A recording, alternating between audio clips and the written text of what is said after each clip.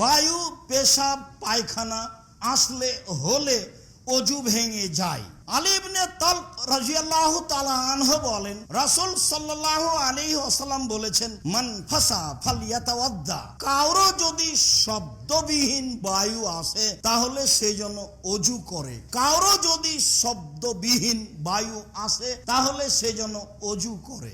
আবু হুরায়রা রাদিয়াল্লাহু তাআলা আনহু বলেন, রাসূল সাল্লাল্লাহু আলাইহি ওয়াসাল্লাম বলেছেন, মান ওয়াজাদা ফি বাতনিহি শাইআন ফাশকালা আলাইহি।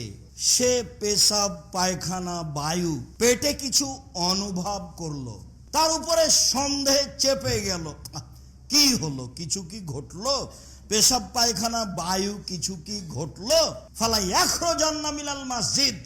সন্দেহ অবস্থায় যেন মসজিদ থেকে বের না হয়, হাত্তা এজেদা রিহান আও ইসমাউ সাওতান। যতক্ষণ পর্যন্ত গন্ধ বায়ুর অনুভব না করছে বা শব্দ স্পষ্ট না বুঝছে ততক্ষণ পর্যন্ত তার অজু বহাল আছে। এই কথাটা আল্লাহ রাসূল শক্তভাবে বললেন এই জন্য যে যারা একটু মানসিক রোগে পড়েছে সে সালাত আদায় করতেই পারবে না। না, মনে হয় পেশাব আসলো, যে ঘন্টার ঘন্টা ঢেল নিয়ে চলছে, সন্ধ্যা পর্যন্ত থাকলে হবে না, যখনই ঢেল ফেলবে তখনই মনে হবে পেশাব আসলো। ও তো মানসিক রোগীর মধ্যে পড়ে গেছে। কাজে একবারে চূড়ান্ত হয় হ্যাঁ না হয় না। আল্লাহ রাসূল বলছেন, ফালা ইয়াখরুজান্না মিনাল মসজিদ। সে অবশ্যই মসজিদ থেকে বের হবে না ওযুর জন্য, হাত্তা ইয়াজেদা রিহান ইয়াসমাউ সাওতান।